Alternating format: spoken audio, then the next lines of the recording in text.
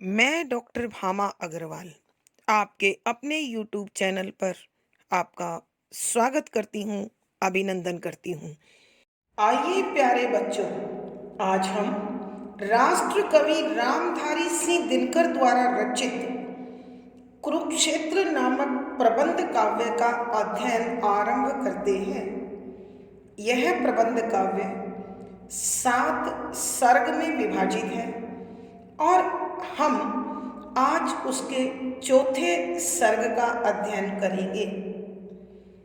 इस चतुर्थ सर्ग में महाभारत के युद्ध के कारणों, सच्चे योद्धा का धर्म, हृदय और बुद्धि का द्वंद्व, भीष्म पितामह द्वारा किए गए कार्यों का वो स्वयं विश्लेषण आदि विषयों का यहाँ विस्तार पूर्वक वर्णन करते हुए विचार किया गया है। महाभारत के युद्ध के पश्चात जब युधिष्ठिर भीषण नरसंहार को देखकर पश्चाताप और ग्लानि से भर उठते हैं तो अपने शोक का निवारण करने भीष्म पितामह के पास पहुंचते हैं। तो यहाँ भीष्म पितामह उसके मन को ढाढ़स बंधाते हुए, उसे समझाते हुए कहते हैं कि यह महाभारत का युद्ध केवल तुम्हारी महत्वाकांक्षा या सपने की पूर्ति नहीं है। इस युद्ध में न जाने कितने सारे कारण थे जो एक उचित अवसर की तलाश कर रहे थे और वो उन्हें इस समय तुम्हारे और तुम्हारे कौरव भाइयों के युद्ध में प्राप्त हो गया। इसीलिए संपूर्ण भारतवर्ष के योद्धा जो चाहे किसी भी कारण से क्षुधित थे, वो कुछ तुम्हारी ओर और कुछ कौरवों की ओर अपनी अपनी भावना के अनुसार, आवश्यकता के अनुसार, संकल्प के अनुसार अथवा प्रतिशोध के अनुसार बटकर खड़े हो गए थे। यह तो युद्ध होना ही था जो अवसर की तलाश में इधर उधर भटक रहा था। यहाँ इस सर्ग के अंतर्गत इसीलिए भीष्म पितामह युधिष्ठिर को समझाते हुए कहते हैं कि युधिष्ठिर, स्वत्व यानी अपने अधिकार की खोज करना पाप नहीं है। पाप वह होता है जो दूसरों का हक छीनता है, अन्याय, अनीति और अत्याचार का अनुकरण करता है अथवा चुपचाप उसे कोई सहता चला जाता है। मनुष्य स्वभाव से शांति प्रिय है। जहाँ तक संभव होता है वह लड़ाई झगड़े और युद्ध जैसे कारणों से बचना चाहता है, लेकिन जब दानवता इतनी अधिक बढ़ जाती है कि सहने की शक्ति जवाब दे देती है तो प्रतिशोध, युद्ध अथवा प्रतिकार के सिवा कोई दूसरा रास्ता नहीं बचता। तो इस प्रकार के युद्ध की पृष्ठभूमि अपने आप तैयार हो जाती है और युद्ध भड़क उठता है। महाभारत केवल तुम दो पारिवारिक भाइयों का युद्ध नहीं था, बल्कि इसमें संपूर्ण देश का भीषण विस्फोट था। इसमें संपूर्ण देश की भागीदारी थी। प्रत्येक व्यक्ति अपने अपने उद्देश्य की पूर्ति के लिए तुम्हारे संग आकर जुड़ गया था। हे युधिष्ठिर, महाभारत का युद्ध केवल एकाएक घटित होने वाली घटना नहीं है, बल्कि बहुत सारे घटनाक्रमों का श्रृंखलाबद्ध एक दस्तावेज है। महाभारत का बीज तो उसी दिन पड़ गया था जिस दिन रंगभूमि में अर्जुन ने अपनी धनुर्विद्या का चमत्कार दिखाया था और दुर्योधन उसे सहन नहीं कर पाया था। फिर न जाने कितनी घटनाएं इस प्रकार घटती चली गई जो आग में घी का कार्य करती रही, और द्रौपदी के चीरहरण ने तो इस अग्नि को और अधिक भड़का दिया। यह दुर्घटना तो पूरे कुरुवंश के लिए, पूरे खानदान के लिए बड़ा अपमानजनक विषय है। हे युधिष्ठिर, उस घटना का विरोध हमारे द्वारा न कर पाना भी हमारे लिए बहुत बड़ी हार है। मैं आज भी समझता हूँ कि उसका विरोध न करके मैंने अपने ही वीरत्व पर, अपने ही शौर्य पर, अपने ही पुरुषार्थ पर एक कलंक लगा दिया जिसे कभी धोया नहीं जा सकता। भीष्म पितामह शूरता का धर्म समझाते हुए युधिष्ठिर को कहते हैं, एक सच्चा शूरवीर, एक सच्चा योद्धा वह होता है जो तलवार की तेज धार पर पांव रखकर मचलता है, जो दहकते हुए अंगारों पर निर्भय होकर चलता है, जो अपनी छाती पर प्रहार सहता है और हंसते हंसते जहर पी लेता है। वीर पुरुष वह है जिसकी वीरता, जिसका शौर्य हमेशा प्रज्वलित रहता है। यहाँ हृदयवाद और बुद्धि के द्वंद्व को भी बड़े सुंदर शब्दों में समझाते हुए कहते हैं कि अत्यधिक बुद्धि तर्क को जन्म देती है, कि जब जब मनुष्य बौद्धिकता को स्फूर्त हो जाता है, बौद्धिकता को समर्पित हो जाता है, वह कायर बन जाता है।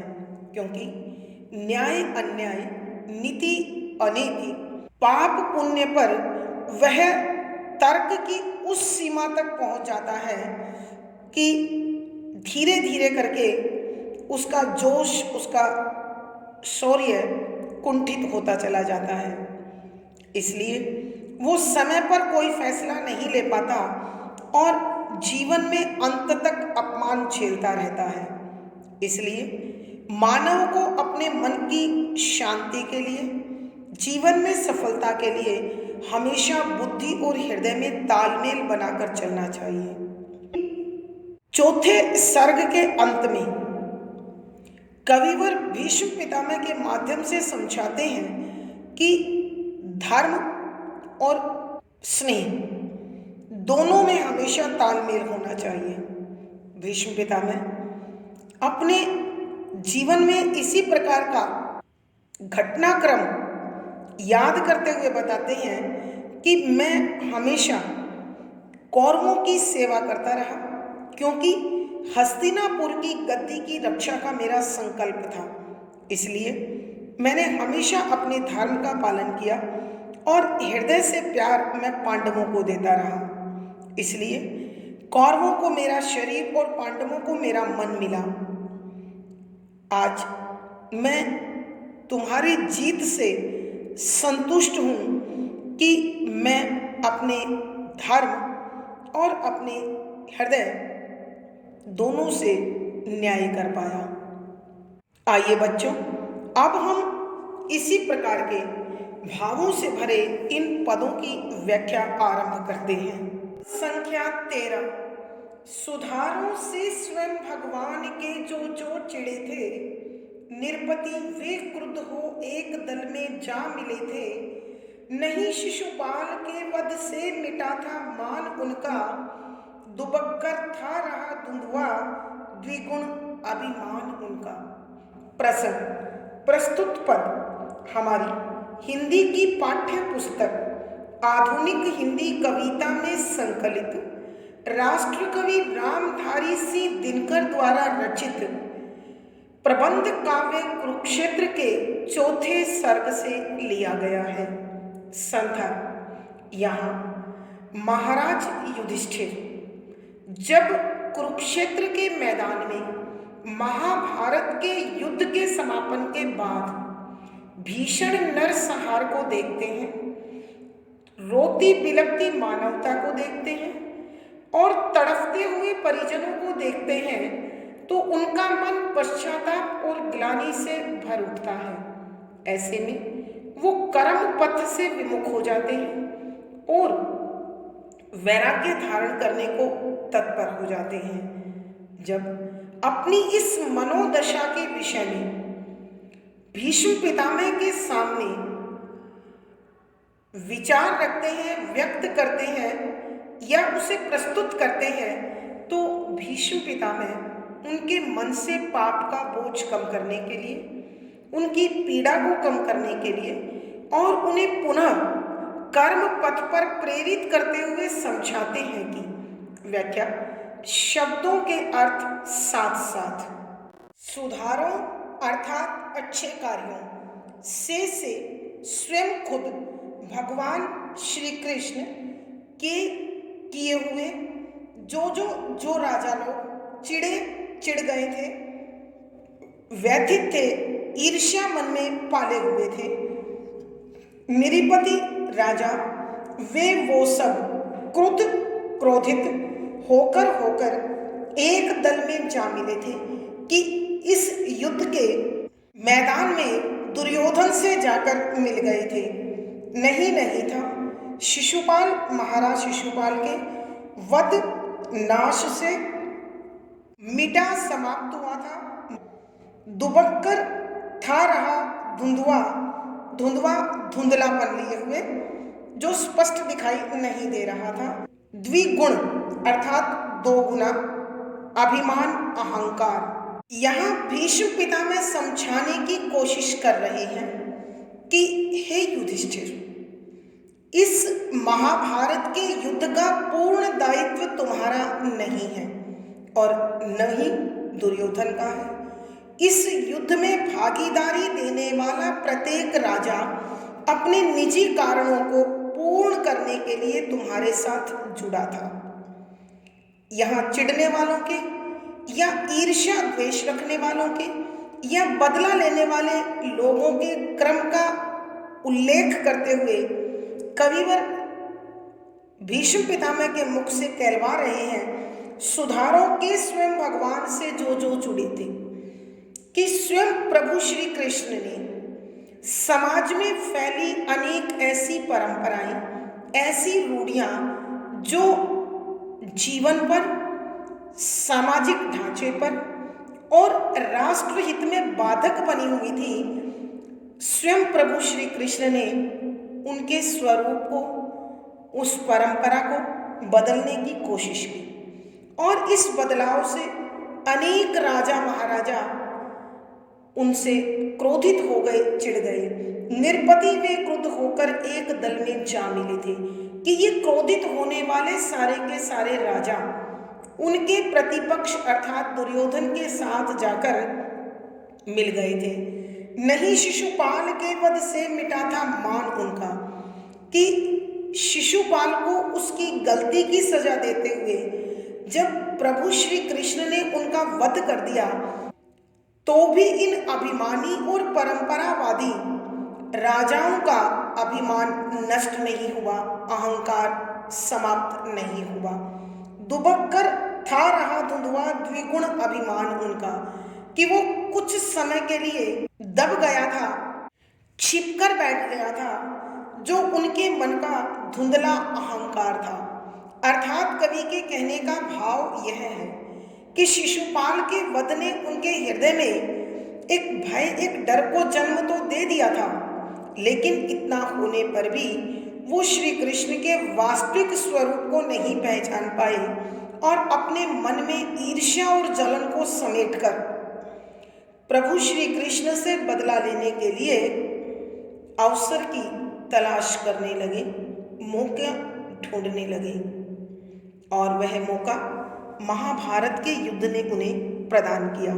आइए बच्चों, एक बार फिर हम इस पद की व्याख्या करते हैं। यहाँ भीष्म पितामह युधिष्ठिर के पाप बोध को समाप्त कर उसे पुनः पुरुषार्थ पर लाने के लिए, कर्मठ बनाने के लिए वो समझाते हुए कहते हैं कि हे युधिष्ठिर, महाभारत का यह युद्ध न तुम्हारे चाहने से और न ही दुर्योधन के अहंकार का परिणाम है। प्रत्यक्ष रूप से बेशक ये दिखाई दे रहे हैं, लेकिन परोक्ष रूप से इसके अनेक कारण हैं।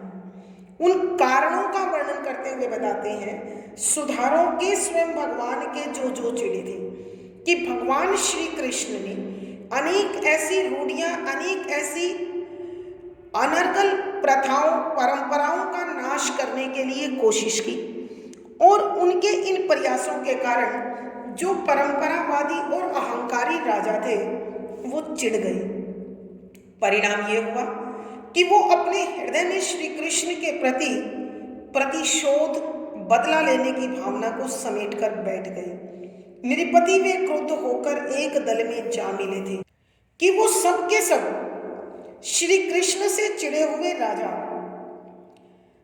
पांडवों के प्रतिपक्ष कौरवों में अर्थात दुर्योधन से जाकर मिल गए थे। नहीं शिशुपाल के वध से मिटा था मान उनका, कि प्रभु ने शिशुपाल के दुराचार के कारण, अनाचार के कारण उसका वध कर दिया, लेकिन फिर भी इन परंपरावादी और अहंकारी राजाओं का अहंकार समाप्त नहीं हुआ। दुबक कर था रहा धुंधवा द्विगुण अभिमान उनका, कि क्षण भर के लिए, कुछ समय के लिए उनके हृदय में भय जरूर बैठ गया था। वो शांत दिखाई दे रहे थे, लेकिन उनका अहंकार दोगुने रूप के साथ विकसित हो रहा था, बढ़ रहा था। जो परस्पर धुंधला दिखाई दे रहा था, शांत दिखाई दे रहा था। भावार्थ, कवि के कहने का भाव यह है कि कोई भी महान कार्य, बड़े स्तर का कार्य केवल एक व्यक्ति की कर्मठता, निष्क्रियता, सदाचार अथवा अनाचार का परिणाम नहीं होता है। उसमें अनेक तत्व कारक के रूप में शामिल होते हैं। विशेष यहाँ महाभारत के युद्ध के कारणों का बड़ा विशद विवेचन किया गया है। शुद्ध साहित्यिक खड़ी बोली का प्रयोग है, शांत रस प्रसाद गुण है, तुकांत छंद गे शैली और संगीतात्मकता बनी हुई है। यहाँ अनुप्रास, विप्सा, स्वभावोक्ति, स्मरण आदि अलंकारों का सुंदर सटीक प्रयोग हुआ है। पद संख्या 14। परस्पर की कलह से, वैर से होकर विभाजित, कभी से दो दलों में हो रहे थे लोग सज्जित, खड़े थे वे हृदय में प्रज्वलित अंगार लेकर, धनुर्जा को चढ़ाकर मयान में तलवार लेकर। प्रसंग पूर्ववत संदर्भ, यहाँ कविवर उस समय का वर्णन कर रहे हैं जब महाभारत के युद्ध के समापन के बाद युधिष्ठिर ने कुरुक्षेत्र के मैदान में बहती हुई खून की नदियों में छत विछत लाशों को देखा, रोती बिलखती मानवता को देखा, और अपने अपने परिजनों से बिछड़े हुए परिजनों को विलाप करते हुए देखा, तो उनका मन अत्यधिक दुखी हुआ। वो पश्चाताप और आत्मगिलानी के बोध से घिर गए। वो जीत को बेमानी और निरर्थक मान लेने लगे तथा वैराग्य को प्राप्त हो गई। जब उन्होंने अपनी मनस्थिति को भीष्म पितामह के सामने प्रकट किया, तो उन्हें समझाते हुए पितामह कहने लगे कि व्याख्या, शब्दों के अर्थ साथ साथ परस्पर आपस की कलह, लड़ाई से, वैर शत्रुता से होकर बनकर, विभाजित भागों में बटा हुआ होना, कभी पुराने समय से दो दल, दो हिस्सों में सजना शुरू हो गए थे, खड़े हुए थे कि युद्ध के मैदान में खड़े थे। वे अर्थात जो एक दूसरे के विरोधी बनकर खड़े हुए राजा थे, हृदय मन में प्रज्वलित जलता हुआ अंगारा अर्थात गुस्से को लेकर, धनुर्जा धनुष की डोरी चढ़ाकर तैयार करके, मयान तलवार रखने का घर। यहाँ भीष्म पितामह युधिष्ठिर के हृदय से पाप बोझ को मिटाकर उन्हें कर्म पथ पर जोड़ने के लिए, उन्हें पुरुषार्थी बनने के लिए और धर्म की स्थापना की प्रेरणा देते हुए कहते हैं कि हे युधिष्ठिर, यह महाभारत का युद्ध केवल तुम्हारी अथवा दुर्योधन की महत्वाकांक्षाओं का अथवा नीतियों का युद्ध नहीं था, बल्कि इस युद्ध में संपूर्ण भारतवर्ष अपने अपने तरीके से आहुतियां दे रहा था। उन्हीं के विषय में वर्णन करते हुए कह रहे हैं, परस्पर की कलह से, कि आपस की लड़ाई से, आपस के झगड़े के कारण, वैर से अथवा अपनी अपनी शत्रुता के कारण समूचे भारतवर्ष के राजा लोग दो भागों में बंट चुके थे। कभी से दो दलों में हो रहे थे लोग सज्जित, कि ये राजा लोग बहुत पुराने समय से अपने आप को दो हिस्सों में सजाते जा रहे थे। अर्थात भारतवर्ष के कुछ राजा युधिष्ठिर के धर्माचरण के साथ थे और कुछ दुर्योधन की महत्वाकांक्षा के साथ थे। खड़े थे वे हृदय में प्रज्वलित अंगार लेकर, कि युद्ध भूमि में जो भी पहुंचा था वो अपने अपने हृदय में प्रतिशोध की अग्नि को जलाए हुए था और उसी आग में जलता हुआ, उसी आग में धधकता हुआ वो कुरुक्षेत्र के मैदान तक पहुंचा था। और अपनी इस आग को शांत करने के लिए जिस भी योद्धा ने जो हथियार उठा रखा था उसी से वार करने की तैयारी में जुटा था। जो धनुर्धर थे, धनुर्जा को चढ़ाकर, कि उन्होंने धनुष की डोरी को खींचकर उसमें तीर सजा रखा था, मयान में तलवार लेकर। और जो लोग तलवार चलाने वाले लोग थे वो अपनी मयान में तलवार की धार तीखी किए हुए युद्ध करने को बेचैन थे, व्याकुल थे। अर्थात जो जिस अस्त्र शस्त्र का ज्ञाता था, विशेषज्ञ था, वो अपने उसी अस्त्र शस्त्र का प्रयोग करते हुए युद्ध लड़ने को व्याकुल था, बेचैन था, बेताब था। आइए बच्चों, एक बार फिर हम इस पद की व्याख्या करते हैं। यहाँ भीष्म पितामह युधिष्ठिर को पाप बोझ से मुक्त करते हुए उसे पुरुषार्थ की राह पर ले जाने के लिए और धर्मपूर्ण राज्य स्थापित करने की प्रेरणा देते हुए कहते हैं कि हे युधिष्ठिर, यह महाभारत का विशाल युद्ध केवल तुम्हारी अथवा दुर्योधन की नीतियों अथवा विचारों की लड़ाई नहीं थी, बल्कि इसमें संपूर्ण भारतवर्ष की सक्रिय भागीदारी थी। और उस भागीदारी में सबके अपने अपने कारण थे। उन कारणों के विषय में बताते हैं, परस्पर की कलह से, वैर से होकर विभाजित, कि इस कुरुक्षेत्र के मैदान में जितने भी राजा महाराजा पहुंचे थे वो आपस के झगड़े के कारण, अपने मन में छिपे वैर भाव, दुश्मनी के भाव के कारण, प्रतिशोध लेने के कारण अथवा ईर्ष्या द्वेष से भरकर दो भागों में बंट चुके थे। कभी से दो दलों में हो रहे थे लोग सज्जित, कि बहुत लंबे समय से जो सदाचारी, जो धर्म का आचरण करने वाले, वो तुम्हारे साथ, और कुछ लोग दुर्योधन की अति महत्वाकांक्षा के साथ उससे जुड़ गए थे। खड़े थे वे हृदय में प्रज्वलित अंगार लेकर, कि वो सबके सब अपने हृदय में जलते हुए अंगारों को लेकर खड़े थे। अर्थात उन सबके मन में अत्यधिक क्रोध था, धधकता हुआ क्रोध था, और वो उस आग से अपने आप को मुक्त करना चाहते थे। इसलिए अपने अपने प्रिय अस्त्र शस्त्र को लेकर उनकी धार को तीखी करते हुए इस महाभारत के युद्ध में अपने प्रतिपक्ष से बदला लेने के लिए व्याकुल थे, बेचैन थे, बेताब थे। इसीलिए धनुर्धरों ने अपने धनुष बाण की डोरी को खींच रखा था और तीर चलाने के लिए बेचैन थे। और जो लोग तलवार चलाते थे वो अपनी अपनी मयान में तलवार की तीखी धार कर उसे खून पिलाने के लिए, उसे शांत करने के लिए बेचैन थी। भावार्थ, कवि के कहने का भाव यह है कि महाभारत का यह भयानक युद्ध अनेक लोगों के दुर्भावों का, विकारों का, अभिमानों का परिणाम था।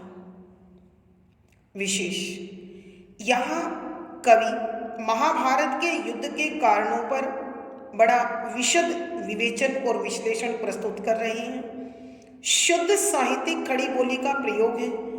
शांत रस प्रसाद गुण अथवा वीर रस ओज गुण है। तुकांत छंद गे शैली और संगीतात्मकता बनी हुई है। यहाँ अनुप्रास, स्मरण, रूपक, उल्लेख आदि अलंकारों का सुंदर सटीक प्रयोग हुआ है।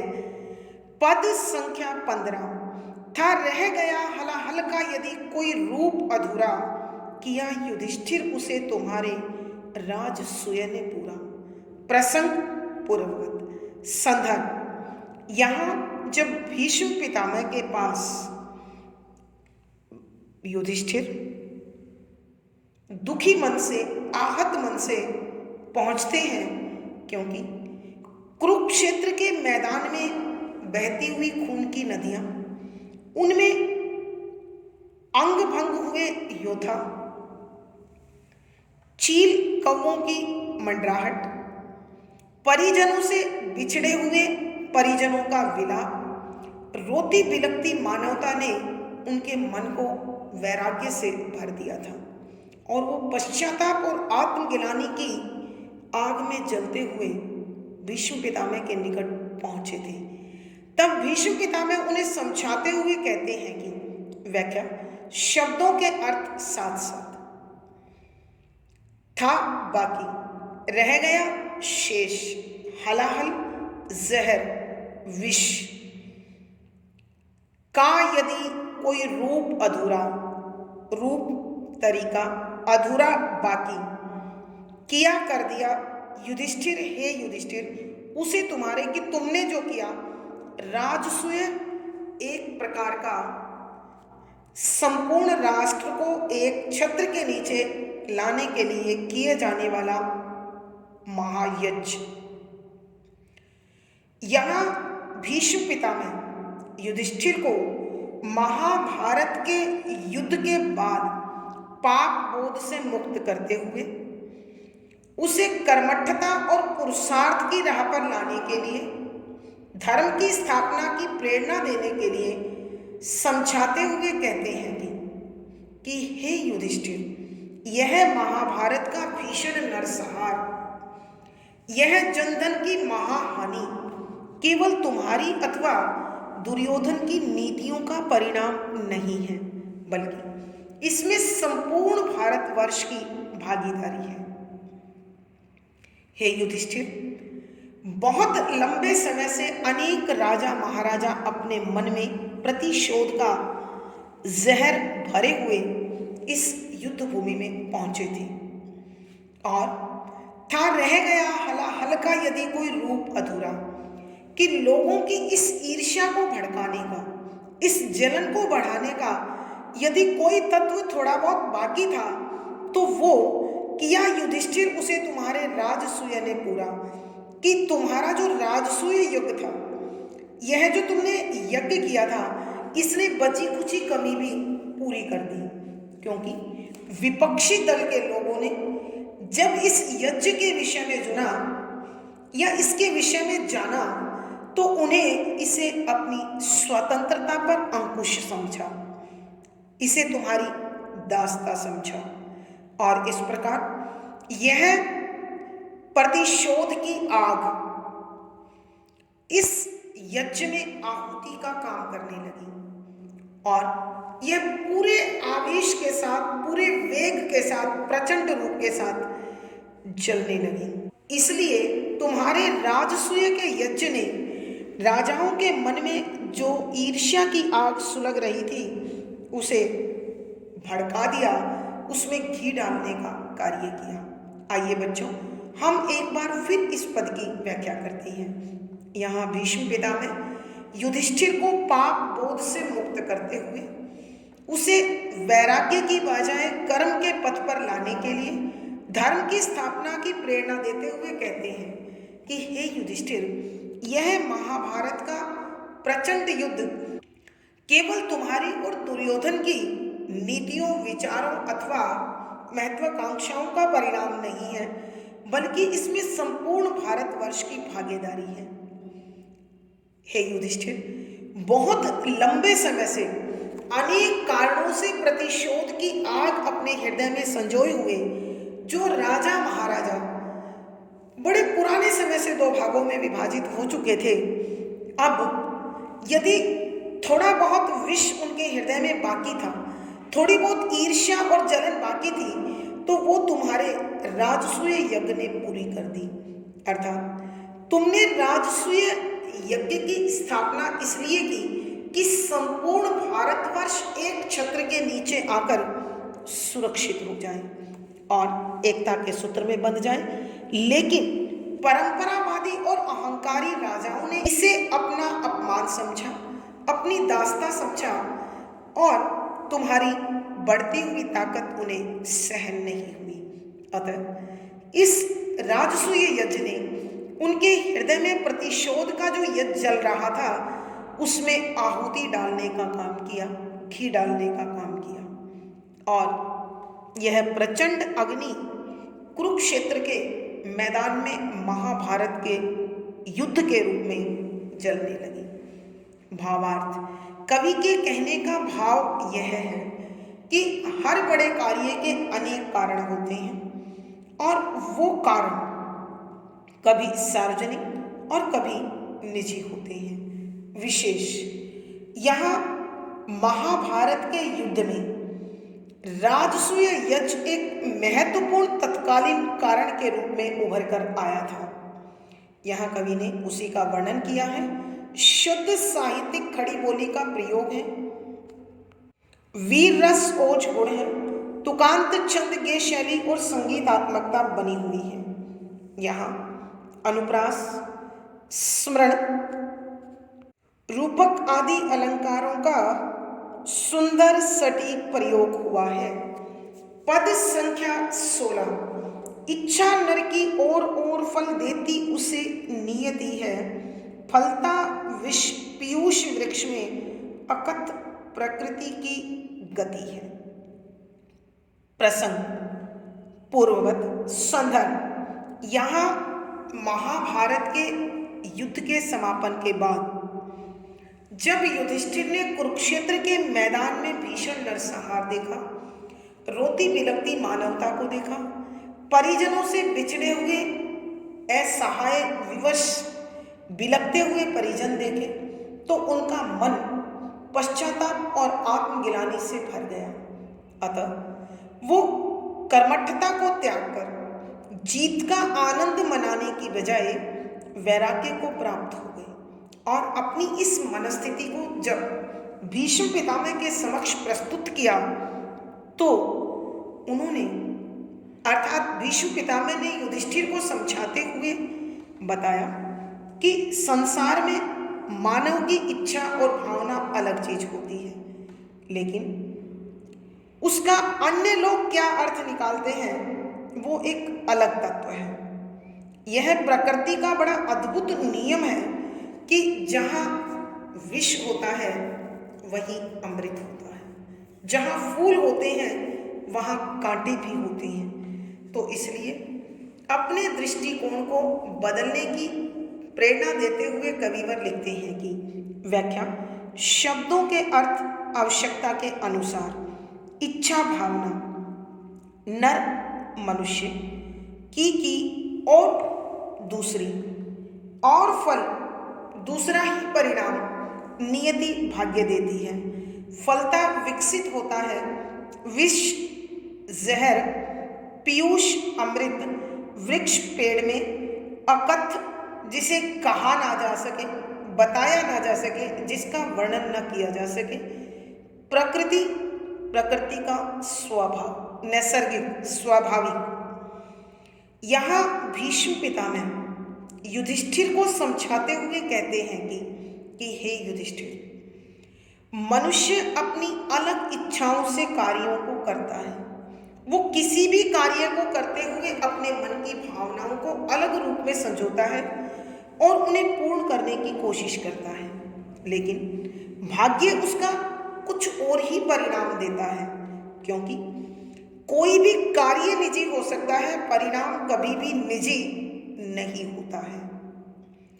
यहाँ प्रकृति के अद्भुत नियम का वर्णन करते हुए कवि कहते हैं कि प्रकृति की गति, स्थिति, अवस्था भी बड़ी विचित्र है, बड़ी विलक्षण है, बड़ी अद्भुत है कि यहाँ पर फलता विष पीयूष वृक्ष में कि अमृत के समान मीठा, सुखकारी, स्वास्थ्यकारी फल देने वाले वृक्ष पर भी अक्सर विषैले वृक्ष या विषैले फल लग जाते हैं। प्यारे बच्चों, ध्यान दीजिए, चंदन का वृक्ष बहुत शीतल होता है और जीवनदायी होता है।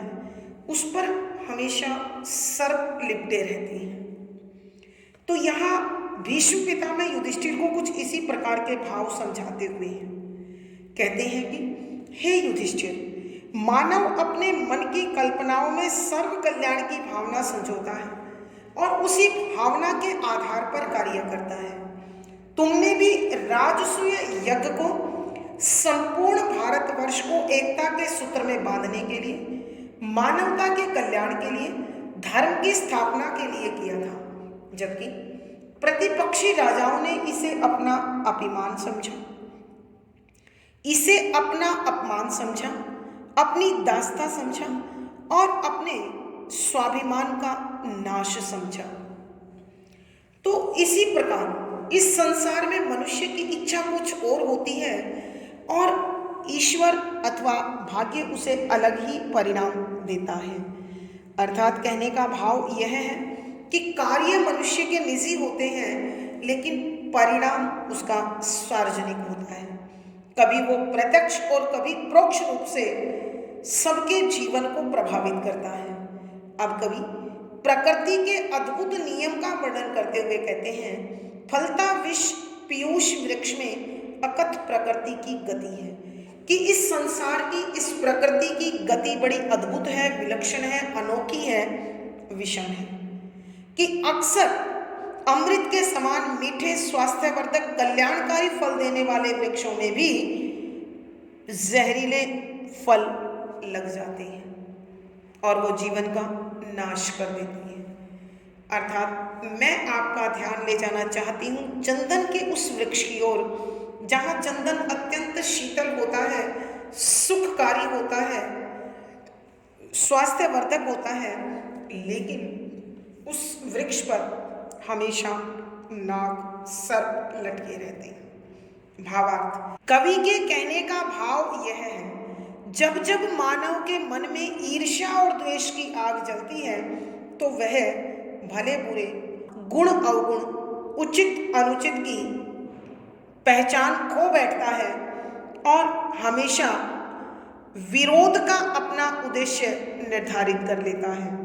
परिणाम ईर्ष्या और द्वेष दिनों दिन बढ़ती चली जाती है।